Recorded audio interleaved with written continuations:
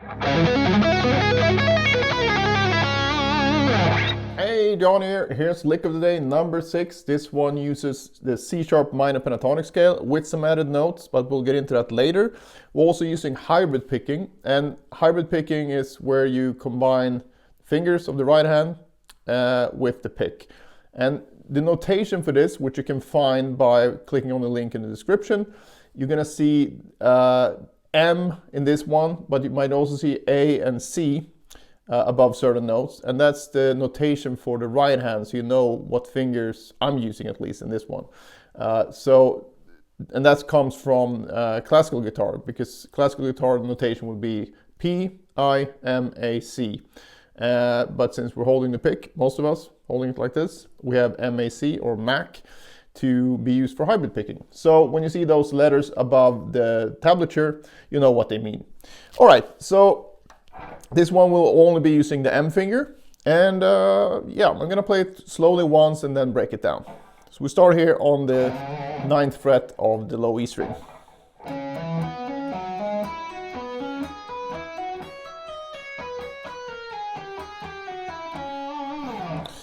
So we use the sort of day 1 pentatonic position,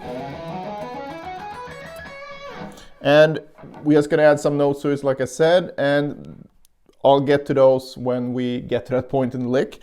But for now, we're just gonna go jump between the E string to the D string, A string to the G string, D to B, and then G to E.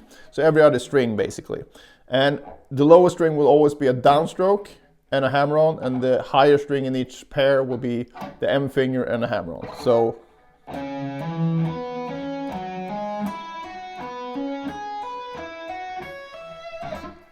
again. And of course you could do this with just picking, but I find it's a very easy way to do this stuff, and a way easier way is to use hybrid picking. And there's a lot of different advantages to doing that, because for one, you can just relax more because you're not in danger of hitting any other string once you get more comfortable with the hybrid picking. So I highly suggest using that. Anyway, so we started here, like I said, go up every other string. All right, so after that, we have this sequence going down. But I'm gonna describe it here starting with a picked note, but when you actually play it in the phrase, it's gonna be a hammered note, so. But I think it's easiest to describe the sequence from this note for it to make sense. So from here, we have to have 3 notes. And here's the added note that I talked about. We have the second note of the scale, so we have flat 3, 2, 1. And then down to the first note of the next string, and then back. So we got 1, 2, 3, 4, 5. And the way that I picked this, again, we're coming from a hammer-on, but pull off, and then we're gonna have a downstroke on the B string, and then we re-hit the E string with the M finger, and then we restart that sequence again, exactly the same frets from the B string. And when we do that, even though technically if we would stick to just the scale, well, we wouldn't add this note to begin with, but now we do, but would be this note, but I'm instead playing this note, which is the flat 5, which gives you that blue scale sound. So that's a cool sound. And also this note here, this is the natural 6th, and that's basically the 6th note of a major scale. But when you add that to a minor pentatonic scale, you get a Dorian sound. Basically, this is not the place for me to explain all the modes, but just know that when you add this note, you get a Dorian sound. So if you like that, you like Dorian. Anyway, so you have that, it's exactly the same sequence, exactly the same fingering, so very guitar hero friendly. So, right, and then we just go down these notes again. So the same fingering basically on all strings. But rhythmically then, we're gonna come from 1, 2, 3, 4, 1, 2, 3, 4, 1, 2, 3, 4, 1, 2, 3, 4, 1. So it really works well with the 16th note feel of this particular lick. So you're going to end up on the beat here. And I think this is fairly straightforward rhythmically when you do this. But from here it can feel a bit weird at first, so maybe it's a good idea to start practicing from this note and go really slowly, but counting everything and making sure that your foot is on 1 the whole time. So you go 1, 2, 3, 4, 1, 2, 3, 4, 1, 2, 3, 4, 1, 2, 3, 4, 1. So you really get a solid feel there. And then as you speed up, then you can add a metronome as well. So it's very easy to rush these. So really try to keep it, you know, as tight as possible. So I'm gonna play it through once more slowly and then show you some extra practice tips here.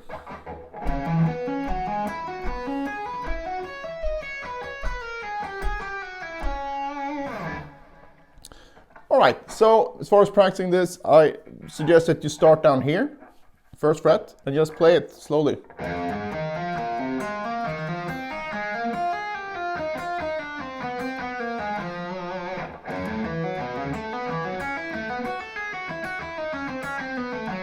So you do it once or twice in each position.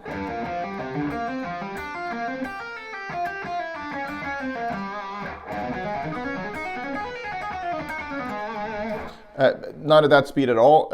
When I practice stuff myself, I sit at a ridiculously slow speed because it's about programming your technique, not trying to push it. There's different ways of pushing it using rhythmic variations, speed bursts and all that kind of stuff. And I talked about a lot of that on the channel already, and I'm probably gonna make more videos on the topic. But I like to do almost like a zone 2 cardio type thing for guitar. If you're not familiar with that, it's basically, even if you want to run fast, you need to build a really strong base of running slower, because the bigger that base is, the faster you're going to be able to run at the end of the day. So it's kind of the similar thing here. So I spend a lot of time practicing at a very slow tempo where everything is as perfect as possible, and you just get the reps in, and then you can combine that with more, you know, interval things like speed bursts and the rhythmic variations I talked about. And when you combine those, that's how you get a faster technique, in my opinion. So I'm not a big fan of the whole pushing the metronome up 1 beat at a time. Because I think at a certain point you're going to run into a wall, and you might sit there and try to push through that wall by doing a lot of shitty reps, and then your technique is just going to get worse and worse. So if you've tried that way and it works, great. Because I would love that way to work for me as well, because it's more linear on paper. But if it hasn't worked, try this way instead, and I think you'll be happy that you did. Anyway, so basically just do it once or twice in each position all the way up the fretboard, so you can have something to sort of go through, so you have some milestones, you can see that you're moving forward instead of just sitting at the same fret over and over again, because it's so easy to lose focus when you practice that way. Another way that you can practice this is to take one group of 4 here, so you have 1, 2, 3, 4, and then you loop that, so you just go a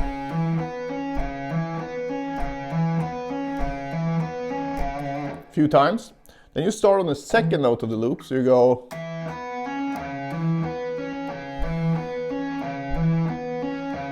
so the beat will actually fall on this note now, and as you can hear, it sounds different.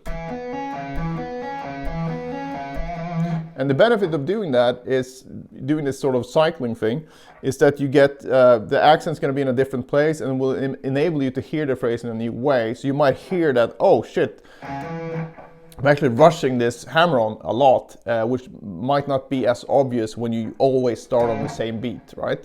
So it's not about changing this in terms of the lick, but just viewing the same type of phrase from a different perspective can help you a lot in helping you identify problem areas and also solving them. So you do that then from the next note as well. So, and then the last one. And then you can go to the next string group.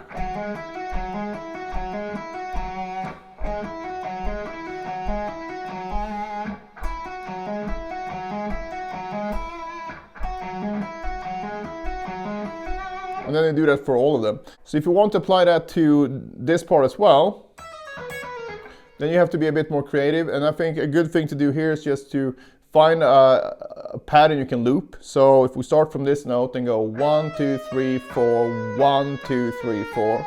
So now we got 8 notes to start on. And that means you have 8 different variations. So basically you just start here, you just go 1, 2, 3, 4, 1, 2, 3, 4, 1, 2, 3, 4, 1, 2, 3, 4. And then you start on the second note. And then this is our new one. So you go 1, 2, 3, 4, 1, 2, 3, 4, 1, 2, 3, 4, 1, 2, 3, 4, 1. Next one.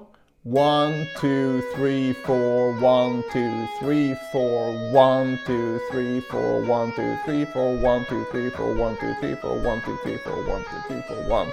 And you keep going like that. So some of these will feel kind of weird at first because you're starting in the middle of them, but that's the point. So just find a loop, and then you see how many notes you have in that loop. If you have 6 notes, you have 6 possible starting points. It's like a clock, right? So you can start on 12 and then go around and hit 12. You can start on 1, go around the same lap and hit 1, and so on. So I think the easiest way is to number the notes. Now I know I numbered them like in the subdivision here, so 1, 2, 3, 4, 1, 2, 3, 4. But if you're really new to this and get confused, it can even be good to just take the guitar profile you have here available, or just write it out yourself and write out all variations. So if you have trouble with this, just write it out yourself if it's really difficult to follow. But I think if you just number the notes and make sure that you start on that number and go through the whole thing until you're back at that number, you're gonna be good. So applying that type of thinking to this one, for example, it's going to be 1, 2, 3, 4, 1, 2, 3, 4, 1, and then you can start from 2 and go 2, 3, 4, 1, 2, 3, 4, 1, 2, then on 3, 3, 4, 1, 2, 3, 4, 1, 2, 3, and then 4, 4, 1, 2, 3, 4, 1, 2, 3, 4. So hopefully that makes sense. And if you have any questions, if you think this is very confusing, or if you have any requests, or something else you would like to see, just let me know in the comments below. Otherwise, see you in the next video.